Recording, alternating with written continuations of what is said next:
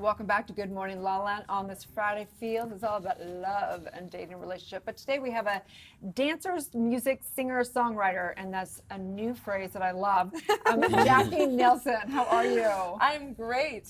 Thank you guys so much for having me today. Absolutely. We love your music. We loved hearing your song at the top of the show, Dancing with Strangers. Yay. Hot new EP. Tell us a little bit about the inspiration for that song. The inspiration for that song was actually a breakup, a really bad breakup. It was like a 3-year relationship that ended about a year ago, actually.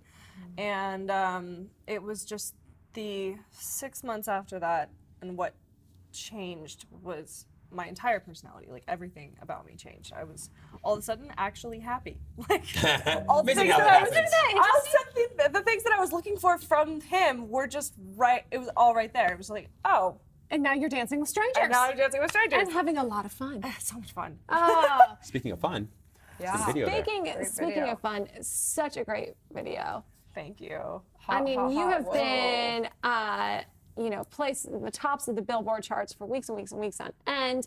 What has your journey been like as a musician, as a singer-songwriter? Were you always making tunes? Is this something you knew you were going to do when you were 8 years old? I do actually have a memory of being 5 years old in pre-K, and they were like, "What do you want to do when you grow up?" And I was like, "I'm going to be a famous singer," and everyone was like, No. Watch me do it. I think we know. I think we know when we're little kids. I don't know. I knew. I know. In first grade, I had to write what I was going to do. Yeah. And I said I was going to be a model. I said I was going to live in Blueberry Hills. So, you know. Blueberry Hills. Blueberry Hills. Where got Why? Is that because you like blueberries? Blueberries? Blueberry Hills, I don't know. I always just said knew I was gonna be wanted to here. live in a neighborhood that had a name. It was very Okay. prestigious. And maybe that's where that came from. Well, it's great that you had such clarity. So obviously music's always been a great love for you. Well, yes. I was raised in the music scene. My dad was a singer, rock and roller back in the 70s and early 80s. And my mom actually was on the exact opposite side of that. She was in sign language. But so my sister was a singer all growing up. She toured doing country music, and so I got to kind of watch her do that. And as I was growing up, I kind of went away from the music a little bit, and I actually went towards horseback riding. That was my real first love. I did it every day. I was there 5 hours a day. I was training. I had 2 horses. I was showing all over California. So, but yeah, and then when I was 14, I was 14. It was actually the day of the financial collapse. The day. I was training somebody else's horse, a friend of mine, and I was alone in the barn, and this horse didn't like me very much, and really did a number. He threw me. Had to work really hard for it too. He was really trying. He got literally all the way as far as you possibly could get from the barn, and finally got me off of him. And I ended up losing an organ. Wow. Yeah. Wow. Yeah. I lost my spleen. And I was in the hospital for like a week and a half, and I couldn't walk for the longest time. I couldn't run or do any physical exercise for about 4 months. And gets me a little emotional. But yeah, so then in the meantime. So wait. Okay. Let's take us to that moment. So where was the moment when was it in the hospital? Was it out on the horse? Where was that moment where you went, something's got to change? I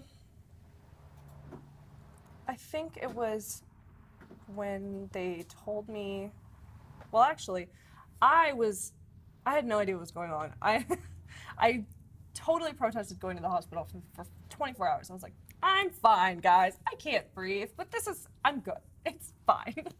And finally, I went to the hospital, and they actually let me go. They were like, oh, you're fine. And my mom was like, she's turning green. Can't be good. No. Yeah. And so my mom literally bribed this guy to give me a CAT scan. And the guy looked at it and was like, what happened to this girl? And she was like, oh, she told him the story. And he was like, you need to give this to your doctor. So she marched up to the lady doctor, and she looked at it. And she was like, she needs to go to emergency surgery right now. And I was asleep for all this because I was tired. And I wake up and they're like, count backwards from 5. I'm like, okay. So I woke up, and that was probably the worst pain I've ever been in my entire life. They literally cut like my whole body open. And so I think somewhere in there was the moment that I was like, I can't be doing this to myself.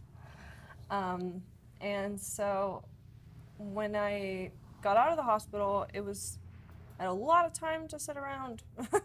And actually ended up joining a band because that was an option at the time. My mom actually ran a music school when I started about a year before the actual accident happened. She had retired and was like, you know what, I'm gonna start a music school. We're like, okay, cool, music lessons. So yeah, it was fast and it was slow. It was like, oh, maybe I'll go back, maybe I won't. And then I actually did get back up on the horse. I got back up and I was jumping and everything. And I was, at that point, I was just like, I think it's okay for me to do something else and really pursue the music side. Sometimes we got to get back on the horse to know Yeah. we're no Literally, longer supposed to be. Yeah. Congratulations. Thank you for sharing that and being so Yeah. open and vulnerable about that. So, when you decided to then continue your journey in music, how's that been for you? What was the first step? Well, I was in the band, and then I went to this really intense high school, Sierra Canyon. The Jenners went there. We were all in school together. But so that kind of took over my life for like all of high school. It was just like 100% homework, just all the It's time. intense. Totally. Very It was. intense I would school. sleep during lunch. But yeah, so that kind of took over my life, and then toward the end of high school, you're trying to figure out what you really want to do. And I met this guy, started dating this guy, and he was a music producer, and I got so into it. I was obsessed with it. I wanted to learn everything about every single program, and I wanted to be able to produce my own songs and sing them and do all of it. And I did try for like a year actually. But it's just so much work. It's so time consuming, and I couldn't get everything done in a day. So I started finding teammates, producers, and engineers and everything. Community is vital. Oh my gosh, it's everything. And that's really when I started doing that. Within 4 months of graduating high school, I actually got my first top line placed, which was really cool. And it was on a label, and my parents were really excited. They're like, "Oh my God, you're doing it!" I was like, "Yeah." That's so exciting. So where can people find your music? I'm sure on all the regular Yeah, platforms. but anywhere that music is sold, iTunes, Spotify, Apple Music, yeah, pretty much anywhere. Yeah. And pretty you're much playing everywhere. some incredible venues in LA. I mean, you mentioned the Avalon last night. How fun! Do you have any, more shows coming up? We're actually doing. So last night was just an appearance. So we're actually playing the Avalon on August 16th, and then we're also doing Out on the Mountain at where is that? Six Flags? It's at Six Flags, which I'm really excited about. Super cool. Yeah. Yeah. I used to go to that in high school for my birthday. So that's going to be really fun. And yeah, I think we're doing Rage I think next week.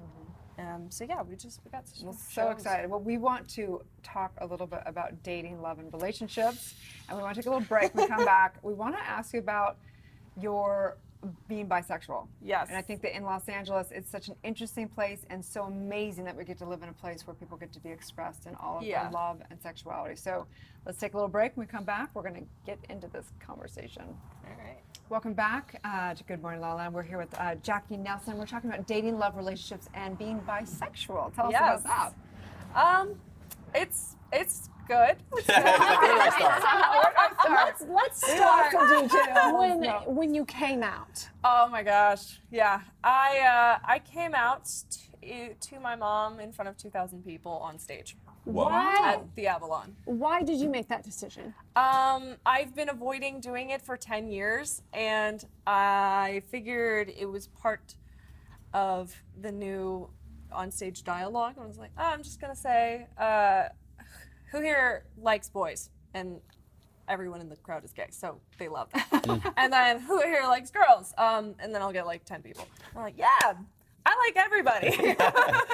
And so that was kind of how it happened. And my mom looked at me and she's like, I have a flight in 4 hours.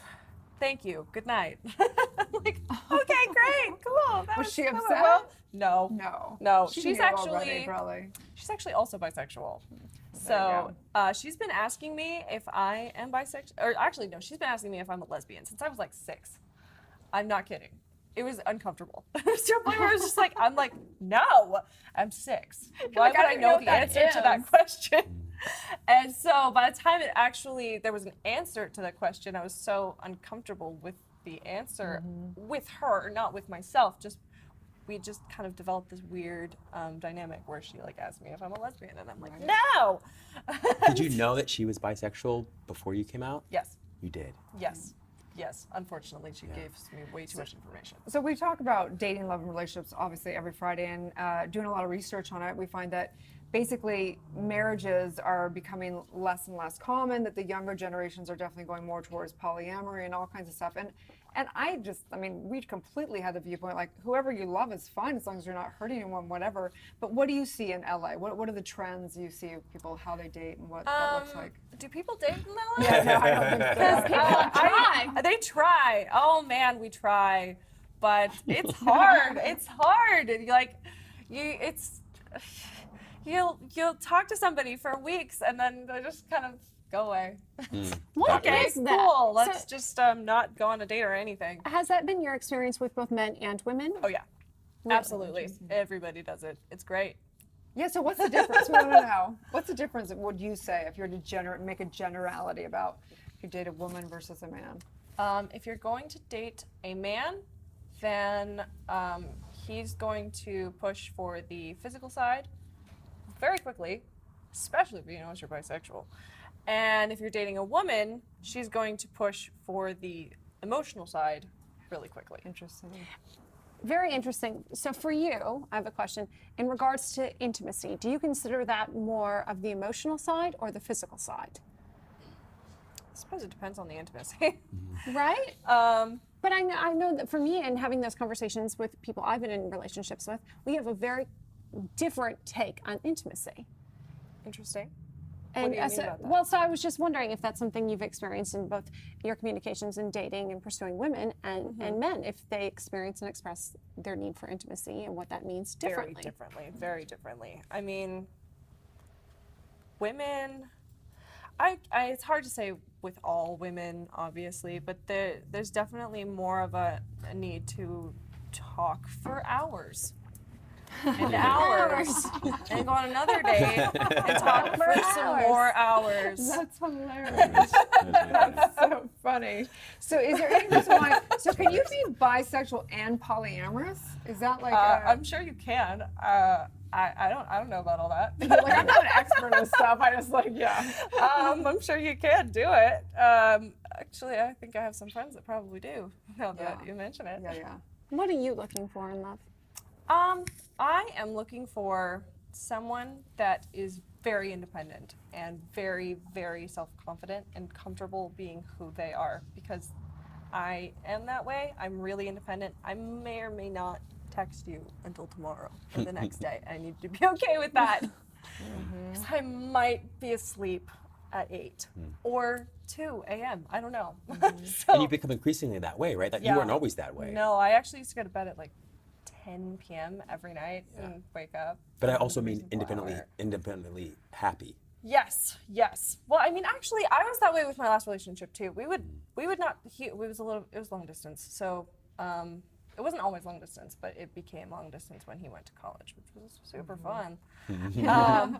But yeah, so we would not talk for days sometimes, and it was just fine.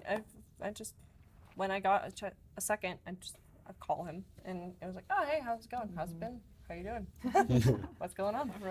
I always think that I think the conversation's so cool around the more open we are in our acceptance around love and sex and everything, that it allows people to just become okay with just discovering who they truly authentically are, moving past the programming and then coming to a space.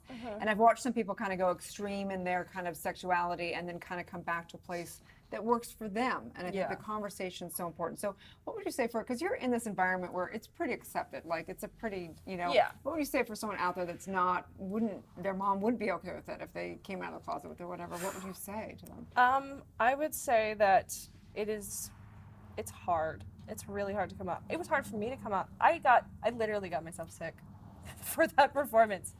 I was so sick for a week after that because I was so stressed out about coming out to my mom, who I know didn't actually, she wasn't concerned. She didn't care. Interesting. What were you most worried about? Can you identify that? I'm not sure exactly what it was. I don't know. It's silly. There's no reason for it, but I was so freaked out about it. So I can't even imagine having a parent that wouldn't be okay with it. But the feeling that you experience after you can finally show the people that you love exactly who you are, as opposed to the idea of what they think you are, you're gonna feel a lot better. What do you most want people to know about you that you feel like they might not know or they might misunderstand? There's one thing that you feel. One thing that they might misunderstand. Or not know about you. I don't know. I'm a pretty open person. Yeah. Just put it out there. That's easy. You're easy that way. She's busy dancing with strangers and having a good time doing it. Yes, very good time doing it. I'm happy to hear that. Yeah. Congratulations. Thank you. So wonderful to see an empowered woman and just be expressed at whatever that is and colorful. Yes.